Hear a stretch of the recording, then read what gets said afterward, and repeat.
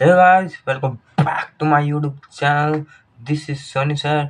आज की इस वीडियो में हम class 10th last chapter in the book our environment के नोट्स की डिस्कशन करेंगे, जो कि कुछ क्वेश्चन के हिसाब से हम करेंगे, 1 से लेकर कुछ 8-9 क्वेश्चन तक। उसी के हिसाब से हमारा चैप्टर होगा समाप्त। तो वीडियो को करते हैं start. Question number first, what is food chain? Food chain क्या होती है? A food chain is a series of organisms in which each organism is eaten by the next one, showing the transfer of food and energy. आसान सी भाषा में बताया हुआ है। जो फूड चेन है, ये सीरीज होती है एक ऑर्गेनिज्म की। जब एक ऑर्गेनिज्म खाता है किसी अन्य ऑर्गेनिज्म को और दिखाता है कि जो ट्रांसफर होती है फूड एनर्जी, उसे कहा जाता है फूड चेन। जिसकी एग्जांपल है, ग्रास को डियर ने खाया, डियर को लोयन ने खाया, लोयन को कोई और ने खाया, ऐसे ऐसे ये चलता रहेगा। ये होती है दोस्तों फूड चेन। सेकंड क्वेश्चन है, what is food web? Food web क्या होती है? Food web is a network of interconnected food chain in A ecosystem. It shows different feeding relationship and multiple pathway of energy flow between organism.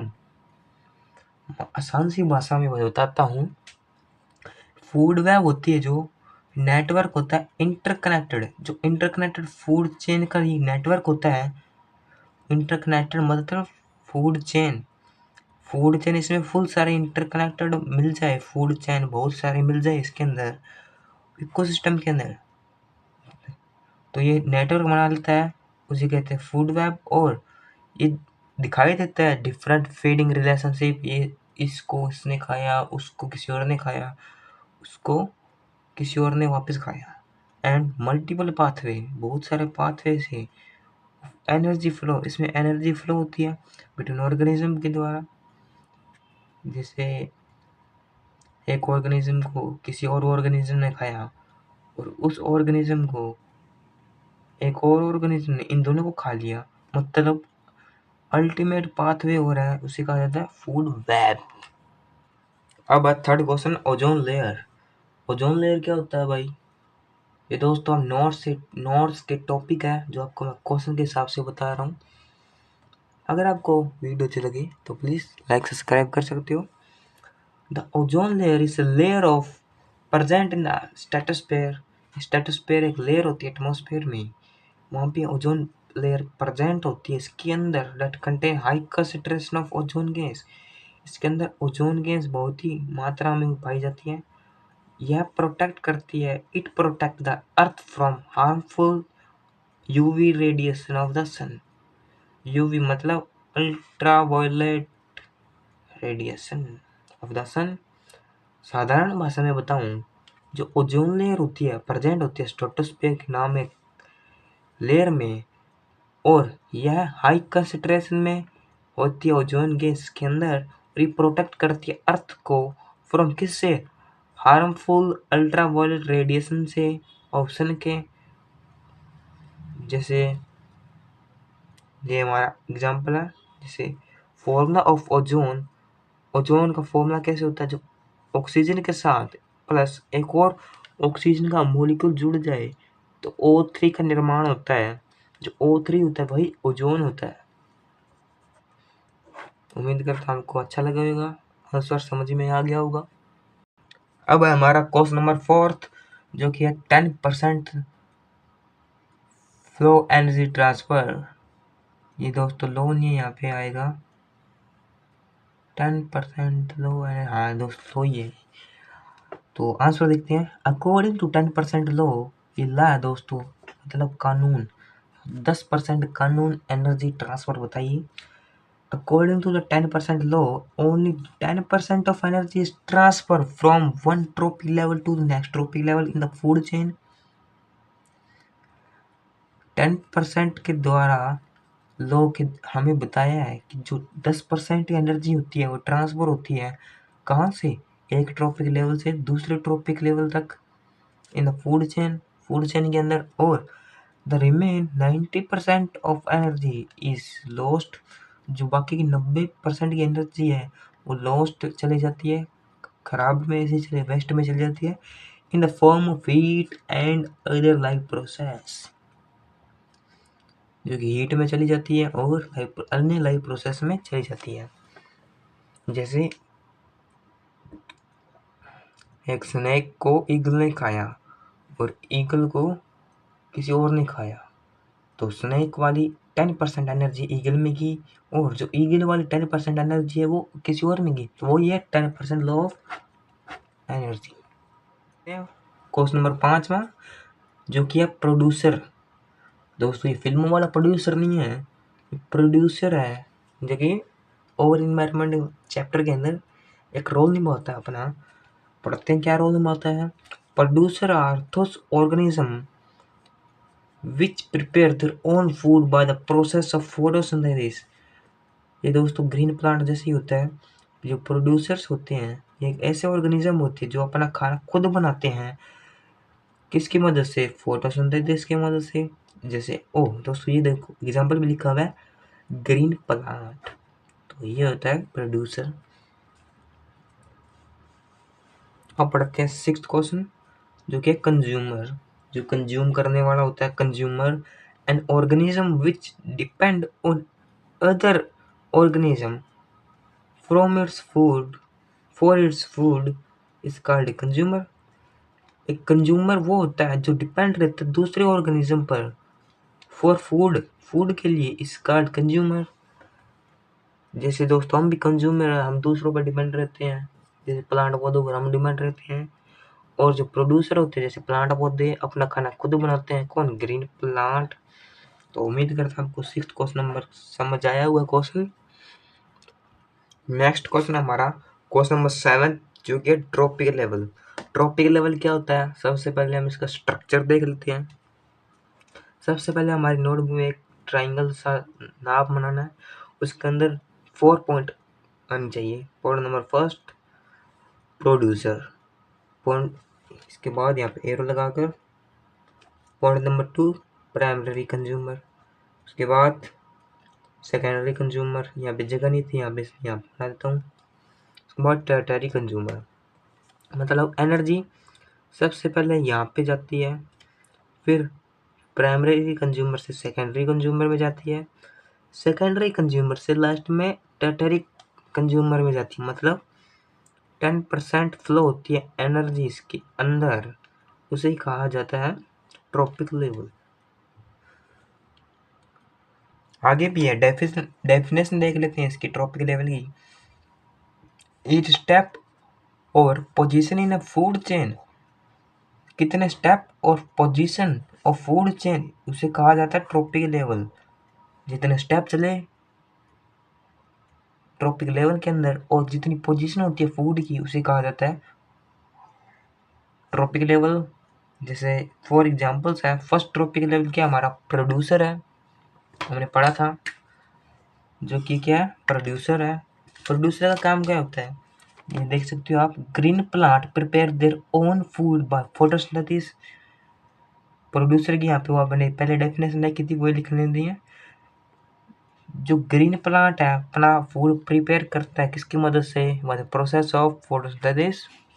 Second second trophic level जो कि अब primary consumer,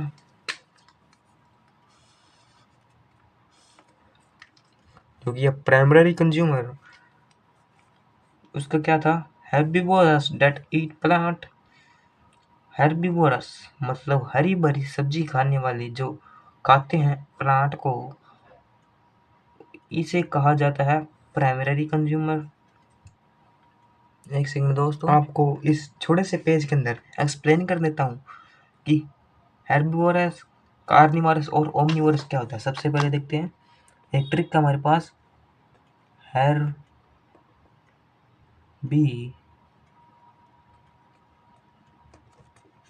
हेर्बिवोरस इसकी trick देखेंगे, और carnivorous और omnivorous नी vores. इनके हमारे पास एक ट्रिक है, जो ट्रिक क्या है, इसके पहले लेटर से, सभी के पहले लेटर से। जैसे हेर्बिवोरस, पहला लेटर क्या है, हरा। हरा भरा कौन खाता है, प्लांट पौधे खाते हैं, तो यहाँ पे लिखेंगे प्लांट्स, इसका एग्जाम्पल होता है हेर्बिवोरस का। और कार्निवोरस कौन होता है, सी, मतलब फर्स्ट लेटर इसका क्या, सी। सी से मतलब चिकन, चिकन मतलब मुर्गा, चिकन खाने वाले कौन, ह्यूमंस, ह्यूमंस या फिर एनिमल्स। और ओमनिवोरस, ओमनिवोरस मतलब ये दोनों खाने वाले जो कि होते हैं ओमनिवोरस। यहाँ पर लिखेंगे ऑल ईट। उम्मीद करता हूँ कि आपको ये ट्रिक अच्छी लगी होगी, आप इसके बाद कंफ्यूज नहीं होगी। उसके बाद पढ़ते हैं, पहले ये एक बार और बता देता हूँ। सेकंड ट्रॉपिक लेवल होता है प्राइमरी कंज्यूमर, जो कि हर्बिवोरस खाते हैं प्लांट।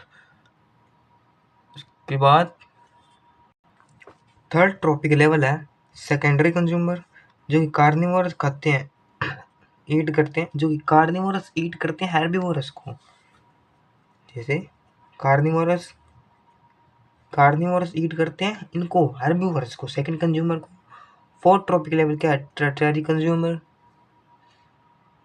ये क्या करते हैं, top carnivorous that eat other carnivorous, जो कि सबसे ऊपर वाले भाग में होते हैं कार्निवोरस, सभी खाने वाले जीव, वह खाते हैं अदर कार्निवोरस को। और एक पॉइंट दिया हुआ हमें, energy decrease at each trophic level, हर एक ट्रॉपिक लेवल में एनर्जी डिक्रीज होती जाएगी। Only 10% energy is transfer to next level.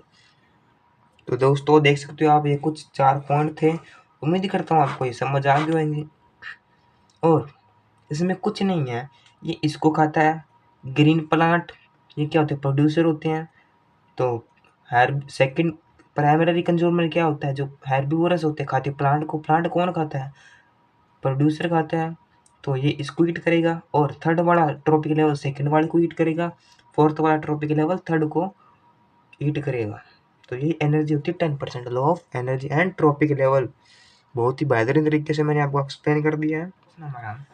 Biological magnification क्या होता है, जो biological magnification is the increase in the concentration of harmful chemicals at each successive level of a food chain।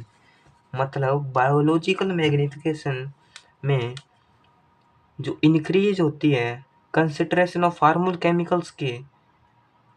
Chemicals जो increase होते हैं each successive level में, और food chain के सक्सेसिव लेवल के जो केमिकल्स होते हैं, जो कि हालांकि हार्मफुल केमिकल्स होते हैं, वह इंक्रीज होते जाते हैं जमीन्स के अंदर। आगे देखते हैं, thus non biodegradable chemical accumulate in organism and their concentration increase at high tropical level। जो कि नॉन बायोडिग्रेडेबल केमिकल्स होते हैं, जिनका उपयोग नहीं किया जा सकता, बेकार होती हैं, उन्हें वह एक्यूमुलेट करते हैं ऑर्गेनिज्म के अंदर, एंड जो कंसंट्रेशन होती है इंक्रीज हो जाती है ट्रॉपिकल लेवल में। तो ये था हमारा बायोलॉजिकल मैग्निफिकेशन। उम्मीद करता हूँ आपको समझ आ गया होगा।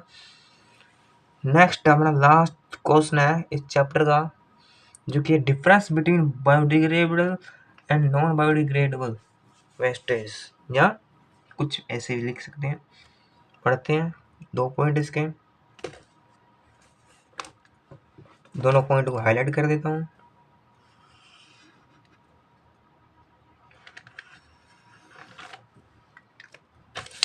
हाँ, अब बढ़ाता हूँ। इसके 4 पॉइंट हैं। पॉइंट फर्स्ट देखते हैं, substance which are decomposed by microbes animals